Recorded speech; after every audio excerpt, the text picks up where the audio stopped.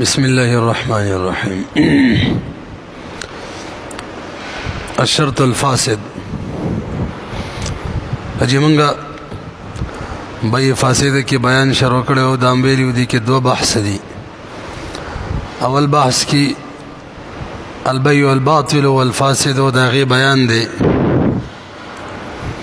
او به بدی کې درې امور بیانېږي. اول امر کی وجوه بطلان د بیع او د فساد او موږ ول دا مجموعي تور باندې دیار لستی. اول نمبر حرمت او دویم نمبر عدم تقوم او دریم نمبر عدم ملک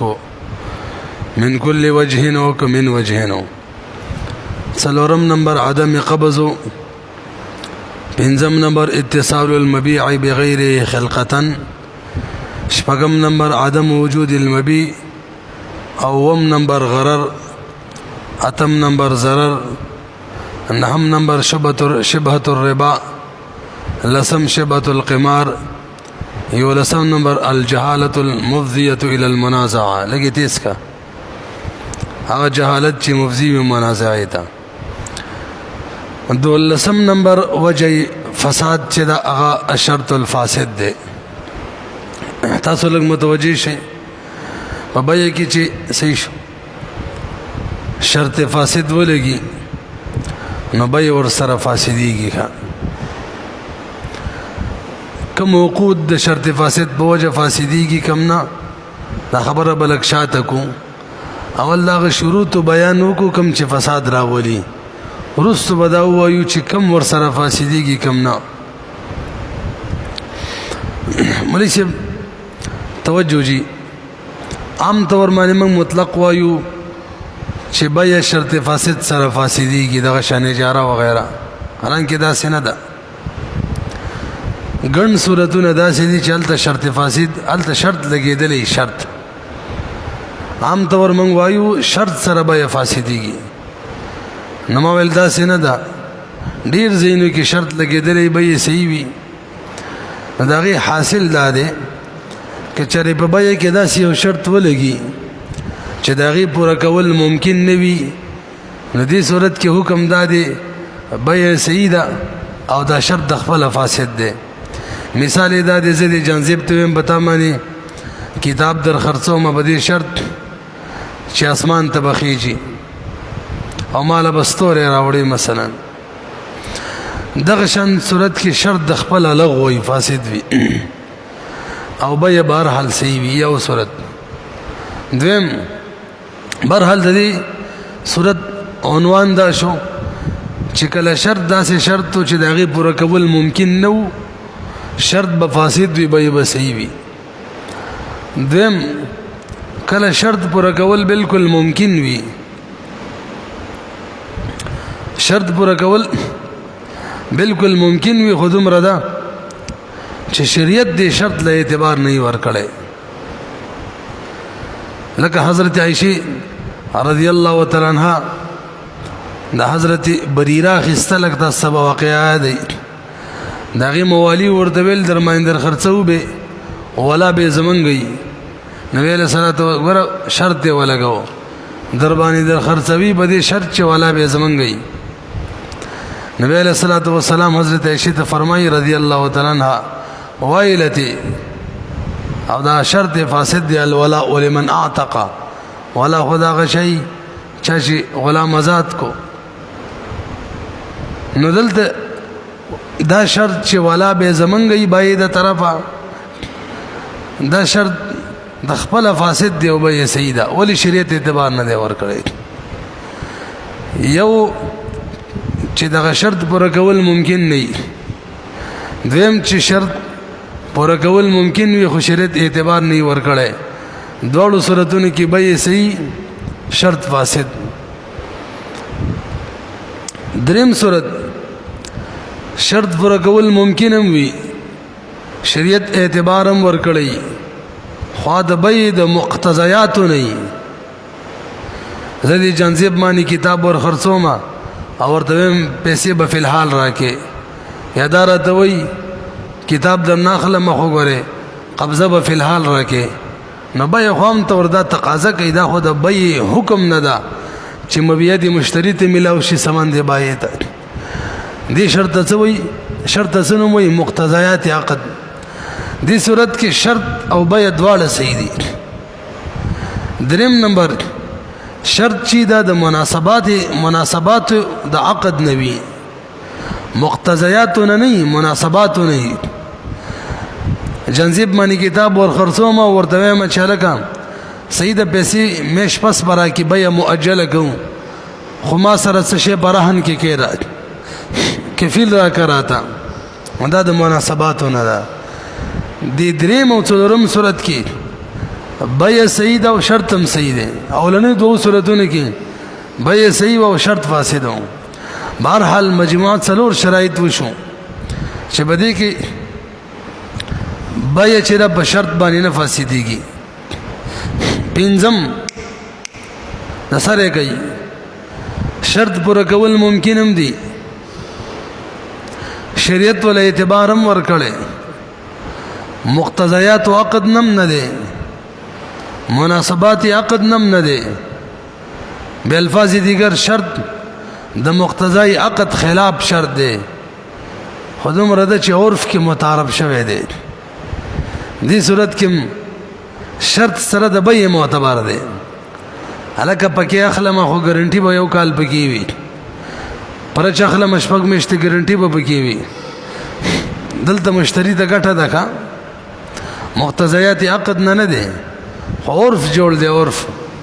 نو قیاس تقاضا ده کوي چې شرط فاسد لګیدل به دې فاسد شي،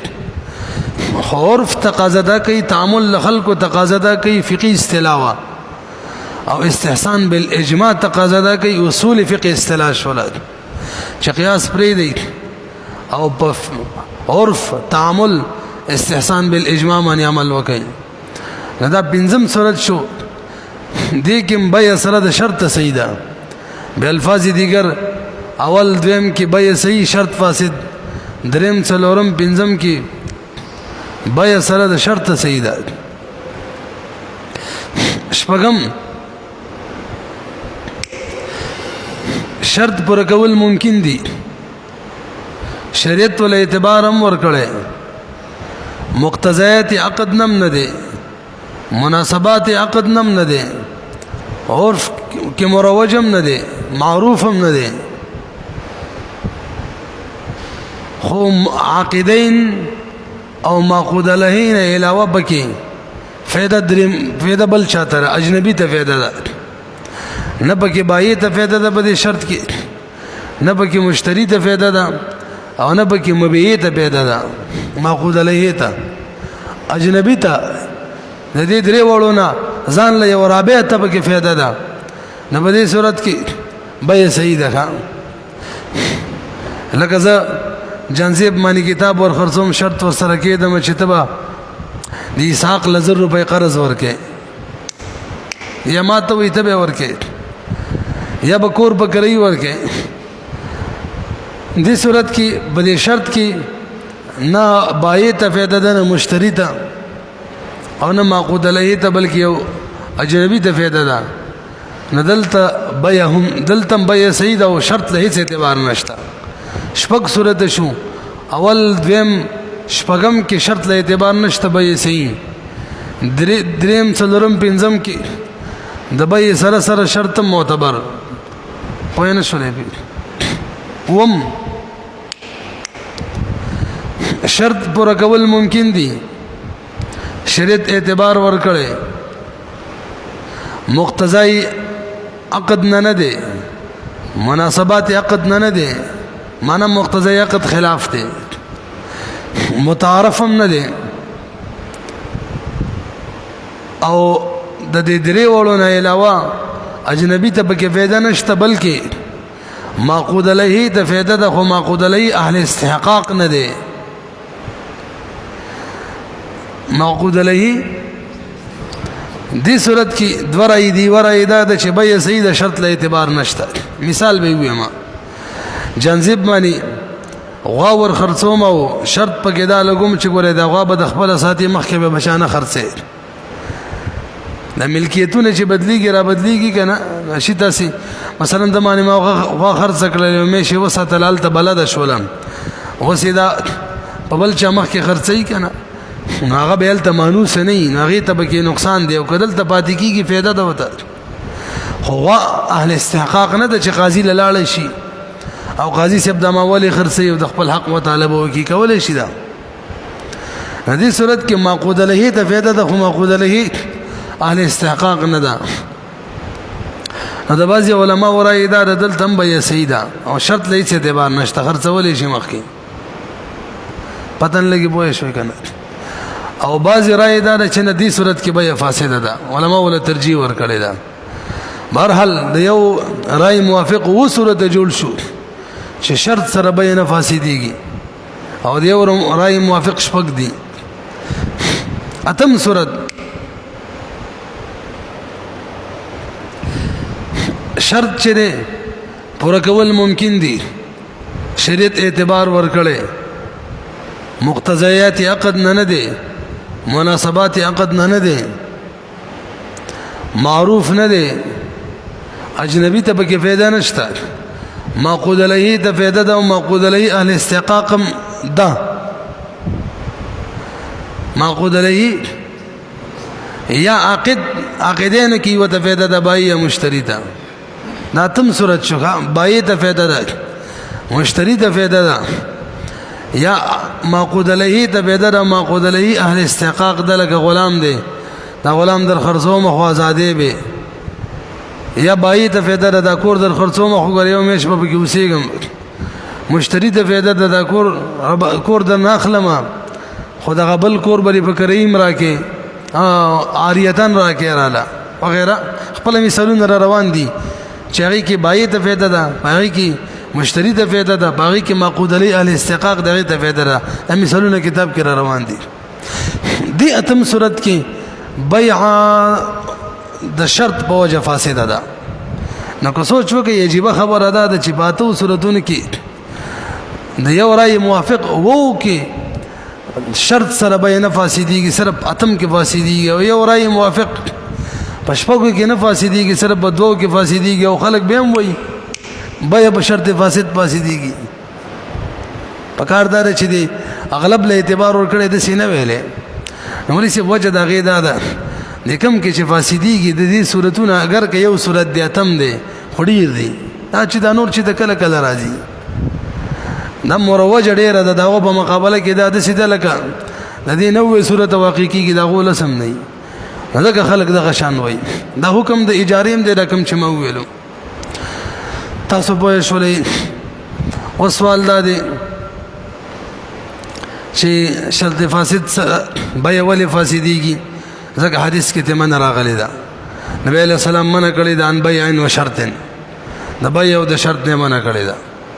او عقلی وجه سره توجه جی صاحب د هدايه ذکر کړي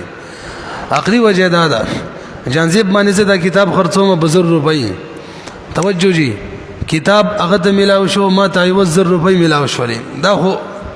مساوات را لید دوړو ترمنځ زور ته کتاب کې به یو مش پورې مطالعه کوم نه به در کوم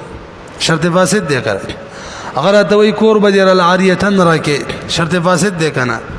دی صورت کې ربا راځي میګ ربا زکه دا کتاب به یو مش پورې مطالعه کوم دا منفعت بلا عوض ما تراله او کاغه وی کور بر العاریتن راکې دا منفعت هغه ته بلا عوض لاړې او منفعت بلا عوض تربا ویلې کیږي ښا پتن لګي پوه شو کنه دا عقلی وجه شول شرط فاسد سره به ځکه فاسدي وسره دا وایا چې کوم عقود دي چې په شرط فاسد فاسديږي او کوم عقود دي چې په شرط فاسد مطلقاً نه فاسديږي بلکې شرط فاسد د خپل فاسدي نو مولوی صاحب تاسو یو قاعده وورئ صاحب د هدايه په کفالت کې ذکر کړی دا من کفالت کې نن سبا رواني عجیب خبره ده د هدايه کې د قیسو کې رواني دلته یو مشکات کې بيخي هم په دې ځای کې رواني دا کوم چې وایو نو بس مشکات هم کوو ورېدلو نو بس خو بالکل محسوس نه کې چې د حدیث کوم ده دا حدیث نه خو دې کې منغوایو دا کوم چې دلته وایو دا حدیث نه تم دي بس یو حدیث نه ټول قیسی برحال قاعده دا بیان کړی دا کوم عقود چې شرط پورې معلق کول صحیح هغه به شرط فاسد باندې فاسدیږي نه. طلاق شرط پورې معلق کول صحیح دي، عتاق شرط پورې معلق کول صحیح دي، کفالت شرط پورې معلق کول صحیح دي. دغه شان کم چې د تبرعات نه لکه قرض وغیرہ نو په شرط فاسد باندې فاسدیږي نه. خوانې درنه کو کوم عقود چې شرط پورې معلق کول صحیح دي په شرط فاسد باندې نه فاسدیږي،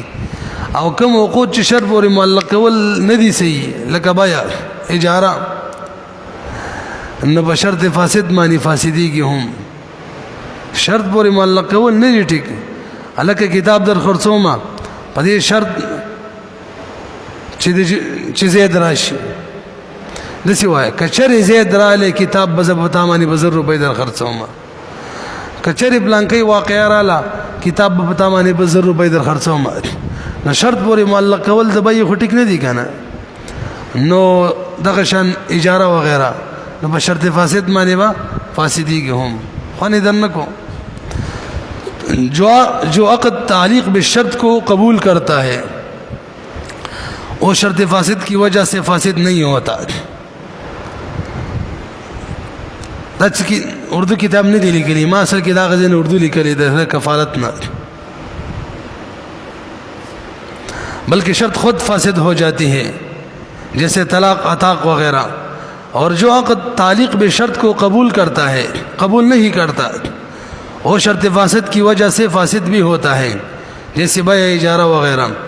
ہیدہ بیو کتاب الکفالہ صفحہ نمبر 124. علامہ شامی وہ الا الاقالہ، اقالہ اس قصہ کے بدل ادا اقالہ تعلیق بشرط نہ قبل کا شرط پوری نہ معلق کی گئی خسرت دینا بشرط فاسد نہ فاسدیږي. داتی مستثنا ده کا دم هدايه کی ذکر دی البته د سی ترتیب نه دی ورکړی چاله کدل ته د سی مساله ده. خو بهرحال اقالی کی دا صورت ذکر کړي ورپسې اقالی نه پس یو ځای کی ذکر کړي دی چې دا اقاله ده او شرط فاسد لګیدل او اقاله شرط فاسد سره نه فاسدیږي. زما په خیال تاسو طبقه سنه زیاده شوی تاسو لکه دی حاشیه ترا کو شي دا ما چې څومره صورتونه د شرط بیان کړه دا مختلف ځایونو کې دي، دا په یو ځای د ترتیبوار نه دي. ترتیبوار چې دی کنه دا د الله په فضل سره ما وته ور کړی وخا او فقتنم څنګه چې علامه شامی سي په ځای وای کنه فقتنم دا شی غنیمت وګڼي د قشندام غنیمت وګڼي. مختلف ځایونو کې لګ لګ لکه څنګه چې دا بل قسم یې کې رامات کړل لاندې لیکلي اشاره ته کړي د ګوره څو صورتونه اعتبار کوي. وعلم ان وليس كل شرط يفسد البيع. خیرم ده کنه قاعده بل لابد الله يقتضيه العقد، عقد به تقاضا نه کوي ولا يلائمه ولا يتعارف وكان فيه منفعة لأحد المتعاقدين أو للمعقود عليه وهو من أهل الاستحقاق ولم يرد الشرع بجوازه وإذا عرف هذا. تاسو پوه شولې کنه نو څه صورتونه په کې تخپل بیان شوي کې خیر نه راځي ورله وس. ومن باع الامثله الاربعه لمنفعه المعقود عليه ما بالكتاب کتاب کې خپل مثالونه را روان دي. توجه جی څلور مثال بیانې چلتا شرط بيع زکه فاسده ده چلتا د شرط په وجه معقود عليه اهل استحقاق دغه ته فائدہ ده. ګوري ومن باع عبدا على ان يعتقه المشتري چاته بدر مبيت معقود عليه تا او يدبره چاته بدر او يكاتبه او باع امه على ان يستولدها على قدر خرڅو مې خو ام ولاده به جوړه نو فالبيع فاسد بيع فاسد ده وجه سره لان هذا بيع وشرط او دا خو د ربا معنی پیدا کوي. وقد نهى النبي صلى الله عليه وسلم عن بيع وشرط مخکې راځي جی الامثله سته للمنفعه البائع. شپږ مثالونه چې کې منفعت احد العاقدين کې یعنی بایع ته ده. راځي ما خپل چې ترجمه نه کوم پیږي منو وکذالک بيع فاسد بوي لو باع عبدا على ان يستخدمه البائع شهرا غلام در خرڅومه خو میش خدمت به تعلم دا میش خدمت څنګه لما مثال ویلو کتاب کې ویو میش مطالعه کوم او دارا على ان يسكنها البائع مدة معلومة يومش به کې اوسېږي اله به در کوم صوف سورته شو دعا او على ان يقرضه المشتري درهما الک غلام کتاب در خرڅومه خو غره قرض بم راکې او على ان يهدي له زر 2000 روپۍ هدیه براکې څوک پیدا شوی څلور پنځم ومن باع عينا على الله يسلمها الى راس شهر ترمشتي شروع پوری به تنس پارمه خلق نن سبا دا صورت ډیر کوي مشت شروع پوری به د تسپارم نه ته چې دا اول صورت مکنه يستخدمه البائع ايسكنها البائع مدة نه هغه کې ته مبيع وسپارله واپس ته خدمت لالي کوري وسپارلو واپس ته سکونت لتيلي عدالت سره سپاري نه پدن لګي بوې شوي کنه نفل بيع فاسد بيع سره مجموعه سورتونه وشو پنځه کړه شپږم سورت ومن باع جاريه او دابه الا حملها خېټه کې بچي دی غنه خرڅوما فسد البيع دم دې کوم بای ته ګټه ده بای چې کور دی ور وا دی ور خرڅ کړل نو بچي به خپل رااله نو دې شپږ سورتونه کې وای فسد البيع راځي لګ ګل د کدو ګل به بس راوس پړونو نوي فالبيع فاسد لأنه شرط لا يقتضيه العقد وفيه منفعة لأحد المتعاقدين لکبر وګورئ اول شرط کې چې بای به یو مېش پوری د غلام نه خدمت لې مثلا بای به یو مېش پوری پکور کې اوسېږي پتا نه تاسو کومه د یو مېش پوری چې خدمت د غلام نه لیکم چې خرڅ کو یو مېش پوری به د کور کې اوسېږي کمې چې خرڅ کو دا به بلا پیسو اوسېږي کنه پیسو باندې به اوسېږي کله پیسو باندې اوسېږي به خدای اجاره ده ته اجاره تذکرہ خو نه ده شوی وای نه دي شي کنه نوې دي شي کنه نوې دي شي کنه کنه وسمونه شو نه دي شي کنه ځکه موږ دویمه ماده کې ویلي دي العبرة في العقود للمقاصد والمعاني لا للالفاظ والمباني دا څه ده کنه او که بلا پیسو وینو بس به خو عاریه ده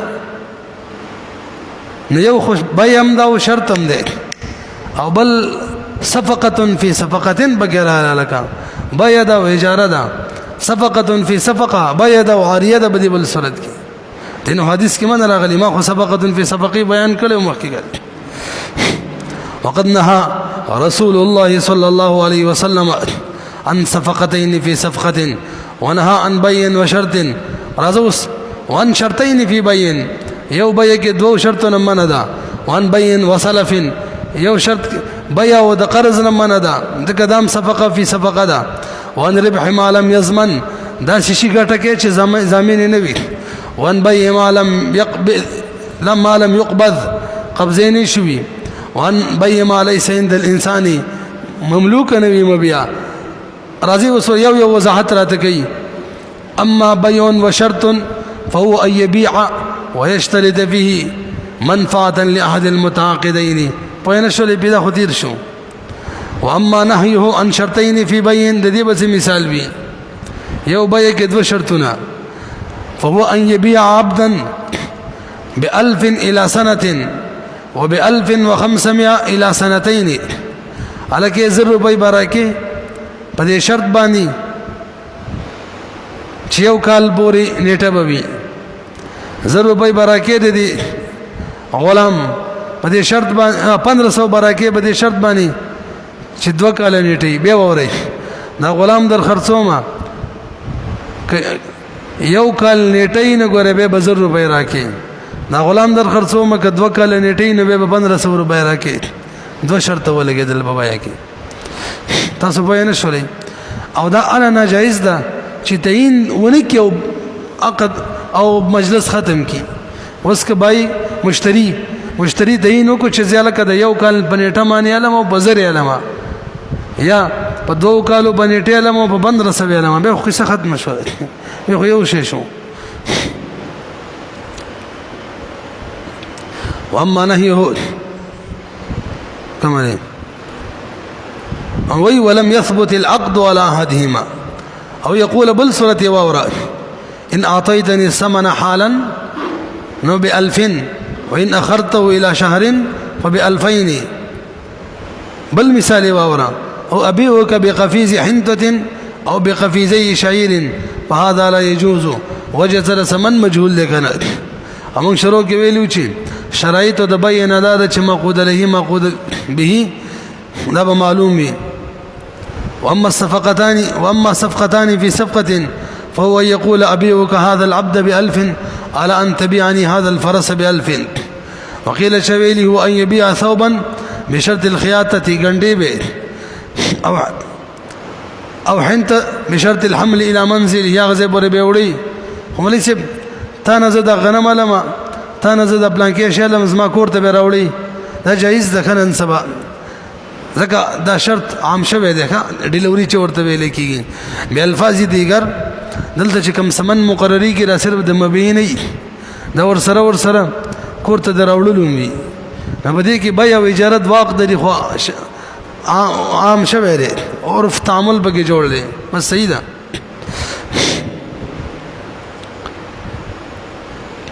واما نهي عن بيع وسلف فهو يبيع بشرط القرض او الهبه واما ربح ما لم يزمن فهو يشتري عبدا فتوهب له هبة قبل القبض او اكتسب كسبا قبل القبض من جنس الثمن ومن خلافه فقبض العبد مع هذه الزوائد لا يتيب له الزوائد الاكبر وګورئ ربح ما لم يزمن صورت بسوي از غلام خرج کما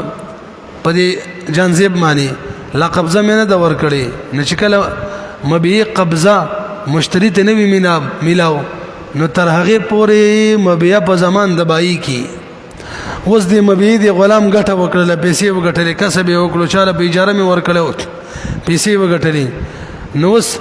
د جانزیب ما ته وی غلام امرا کو ک منافع کړي امرا کا دا سره به حمالم یزمن دغه مې ته ګټه ولې علي زمان خو بتانو زمان په ماونو ګټه زما ده الخراج بالزمان من ویلو کنه ربح ما لم يزمن هنا ده جائز واما نحي عن بيع ما لا يقبض دا صرف بمنقولاتو كده دا برا شراله زمنګ د شیخانو را ده چې منقول یا شای چې ترڅو قبضه کړی نه ترغیب کې تصرف نشي کولای مخکې نشي خرڅولای هبه کولای نشي چاله په قرضه اجاره ما نشي ورکولای ها که غیر منقولی وي پلاټ دې کور دې نو که قبضه دې نه کړی او مخکې خرڅولای شي امام محمد رحم الله امام شافعي رحم الله مطلقاً من غني ښا امنګ پرون مشکات کې ویل امام مالک رحم الله دا صرف مطعوماتو کې شرط لګی غیر مطعوماتو کې هغه کې قبل القبض بیا تصرف دا جایز دی غوي برحل ومن باع عينا لا يسلمها الى راس شهر مشت تر شروع به د تنس فرما نو بده کې غبای د سبیدا نشته نو پکار د شو تویس دغه ته دا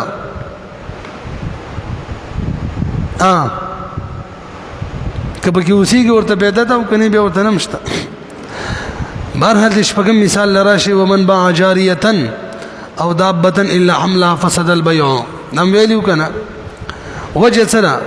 زه د جنزیب ته هم دا غوا در خرڅومه خېټه کې بچي دي اغه نو دا سي شرط په بای کې لګي چې مقتضی عقد خلاف دی او بای ته به کې فایده را بچي بای ته فایده کیږي پاتې کیږي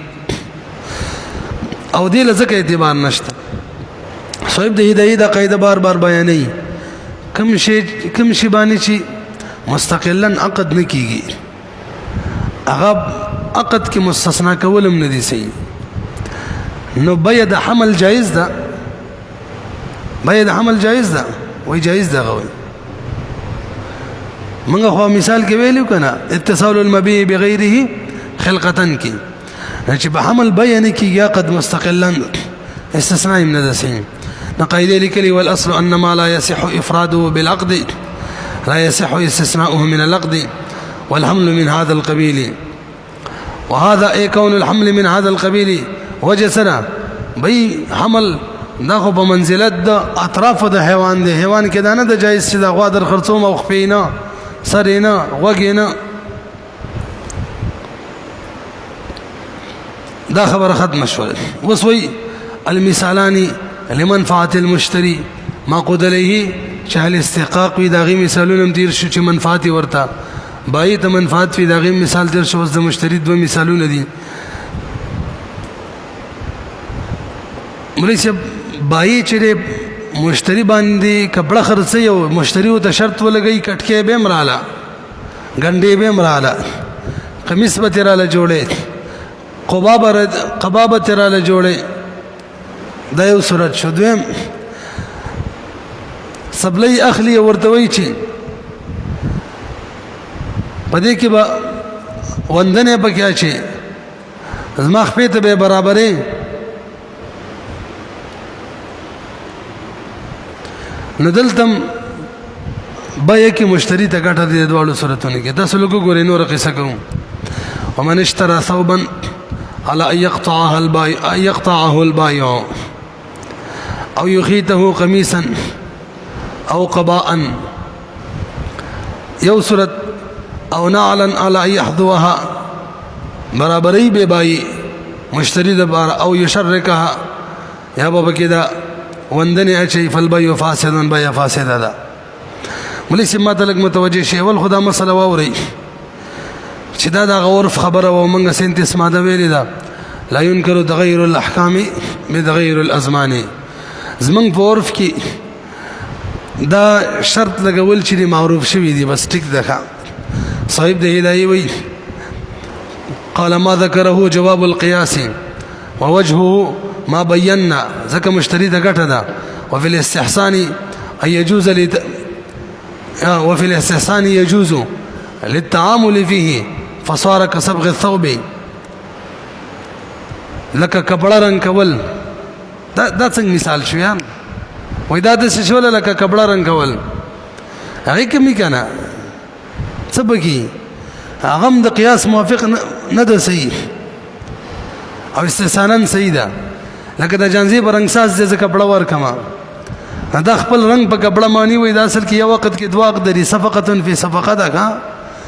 یو عمل کوي دغه اجرت لري رنگ ور کوي بل خپل رنگ خرڅي الټا یو اجاره کوي یو بل څه کوي بیا کوي پتن لګي بوې شوي کنه ټیلرم داسي کوي یو عمل کوي کپڑے لکټ کوي ګنډي بل خپل تار خرڅي تڼۍ خرڅي مکرم پکې خرڅي دیکھنا خود اور په وجه باندې د جای شوی دي نصفقه فی صفقه کې چې اور جوړ شي ګورې جایز به ښه ته چې لګ حدیث کې خته من راغلی حدیث مقابل کې اور لڅنګ اعتبار ورکې همدغه جواب دی چې حدیث تخپل معلول به علتین دي رسې معنا چې جګړه دي جوړیږي موزیل المنازع جوړیږي اله دي ندل تم دقه اور داده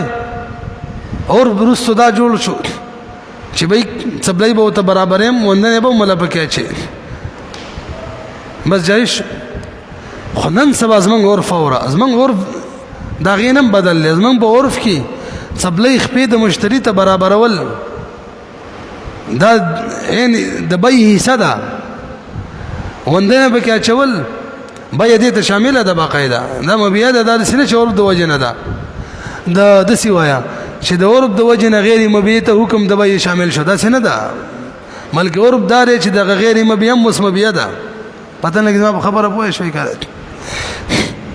او بعد شول دغه مخ کې مسلې خبره کپڑا بکټ کې ندی کې مولي صاحب کم ټیلر داسې کوي چې هغه نه ته کپڑا والی هغه سره خپل کپړې می هغه کې شرط غدا لګولې چې مان څو کپڑا لیدا د قصې بمي دا غور دا جوړلې بس ټیک ده مخ کې راځي جی لاندې د اعتراض جواب لیکل دي فإن قيل كون الشرط مفسد للبيع ثابت بالحديث والتعامل المتعارف والتعامل المتعارف ليس بحاكم عليه له غالبا ندفي قلت إن الحديث معلل بالإفضاء إلى المنازعة خيلم ده كان ديار لسم وجه فساد جهالة الأجل شکل په بای کې نیټه مجهوله مقرر شي کنه نو به هم بیا فاسد یو وجه دای مولوی صاحب چې دلته مفضی المنازعه جوړیږي زه جانزیب ته هم پتا دا کتاب در خرڅوم او به هغه ټیک ده خو پیسې به فی الحال نه در کوم نیټه داری به مال ټیک ده خو نیټه مقرره نشي یا مقرره شي خو مجهول ایدل تر روان دي نو دا نه د سید الک دی خلک مخامخ کړه دا بیا فاسده ده وجه دا ده چې دلته مفضی المنازعه جوړیږي هغه به زب پیسې غواړم او هغه به وایي چې نه نیټه نه ده برابره هم دغه شان کې نیټه مجهولې هم لانجه به جوړیږي زه به غواړم به نه راکړي نو مفضی الى المنازعه جوړیږي نو وی جهالت د اجال تو ګور الاجال الاربعه المجهوله للعاقدين څلور نیټه چې مجهولي عقیدینو کې د چا لپاره شرط ولګي والبيع بيع لپاره شرط ولګي ما والبيع الى النيروز نیروز کې به پیسې در کوم چې نیروز راشي نوروز والمهرجان راشي به پیسې در کوم صوم النصارى مشتری وی چې کله دی عیسایانو د روزي اول ورځ وی کنه به در کوم وفطر اليهود اليهود د اختر په ورځ به در کوم خدا الا بیا فاسده ده چې متعاقدین دغه نیټي نه پیژني ښا او کنه یروس پیژني شکل راځي مهرجان پیژني صوم النصارى معنی خبري فطر اليهود معنی خبري دواړه بس به خلانجانه ده کنه بس به خو معلومه نیټه ده به صحیح ده اذا لم يعرف المتبايعان ذلك نو بس به فاسد والبيع للنيروز فاسد اوس نیروز چاته وي دا د نوروز نه مورب دي او مهرجان نه مورب دي نیروز چې اول يوم من الصيف دا د ګرمۍ اول ورځ وي په سرلې چې ختم شي او مهرجان چې اول يوم من الشتاء دا چې غني ختم شي هرګه مولټه می ویلو یعنی چې ختم شي به سرلې کنه چې ګرمي ختم شي به خو خزانی کنه او به خزانی کا او شاعر سره هغه خزان ډیر یادې شعرو کې بسله خزان څنګه مې دي غټ ټیکتي طالبان والا مفتون وای خزان بشي خزان استا بدرنګ سیرا چې د شهید وینا خوشبو د بسرلی وس پړي ډېر کسته شعر ویلې دي شرونه داسې دي چې د یتیم نازکی شونډي حسویلی وس پړي په درد د ګوتو می زخمونه د زلګي وس پړي او به وی خزان بشي خزان استا بدرنګ سیرا چې د شهید وینه خوشبو د بسرلی وس پړي او به ور پسې وی خیالي کوي د جنت هوري د اسمان پرشتي سیالي کوي د جنت هوري د اسمان پرشتي چې کمربند ملانه د جنگ غړې چې ګرم جنگ کې طالبان ځوانان پټکی وس پړي او وي مشکو عنبر سلامي کا د خلو خوشبو تا مشکو عنبر سلامي کا د خلو خوشبو تا چې کمربند ملانه د جنگ ستړي غازي وس پړي خوشبو دغه خولي کړي کنه او ناستو ځوانانو باید تاسو خو بیا زهر اخري ناستو ځوانانو باید تاسو خو بیا زهر اخري چې د سنگر بادونه پیغلو لپیکی وس پړي او وی کله زلمیو احساس دغه سی او د پاتې وي کله زلمیو احساس دغه سی او د پاتې وي نو جونی مجبور دي چې لاسونه بنگړي وس پړي او به وي پختنی خپل بچي زیګي له انقلاب د پاراو کله یو تړي او کله د سوزنی وس پړي واخره ټکي ډېر مزیدار ویلې طالبہ مفتونه هورو سره مینه بدی حاله منم غوړ څو کوئی کنه جنت سره مینه ده وای طالبہ هورو سره مینه بدی حاله منم چې د سینې پر هر د شونډې ګلابي وس پړي نو خبره اشعارو کې دا خزانه او فصله ډېر یادې نو بهرحال مخکې راځي کم ځای ته ورسېدلو خدا وشو به د عیسایانو صوم ول یاد کړي ځکه هغه د صوم هم تور پته نه لګي د اخترې لګي ځکه چې سم یو بیر شروع شو به خلکو ته پته چلوي خروجي ني سي اختر پلانکټي معنی دي او د يهودو د اختر بدن لګي د روزي لګي خو اختر به کړی د دې پته نه لګي راضي والله الاجال د مخکنی چې الاجال الاربعه المجهوله للعاقدين الکه د دې مطلب داو چې عاقدين او تنيټه مجهوله دا سیده عاقدين او تنيټه مجهوله وسوي الاجال الاربعه التي تتقدم وتتاخر داسي اجال چې مخکې رستو کیږي ځکه بدن لګي ولا يجوز البيع الى الحصاد الکه کله چې لو غټ شو کنه به روپۍ در کوما نو لو کله غړیږي لو کو ګرمي تیز شي باران کم شي بند شي مثلا نظر غړیږي او که بارانونه زیتی لونه شاته کیږي د سیمټ په ویل کنه لو بدرځم برحال لو ډیر سخت کار دی ازمن کې وسله وغویل چې لو تکړه چی دا غزناوري ورک دي شي وای وای زه بلو کې تکړه ما ته غزناوري چې تکړه ودیاسی او غوبل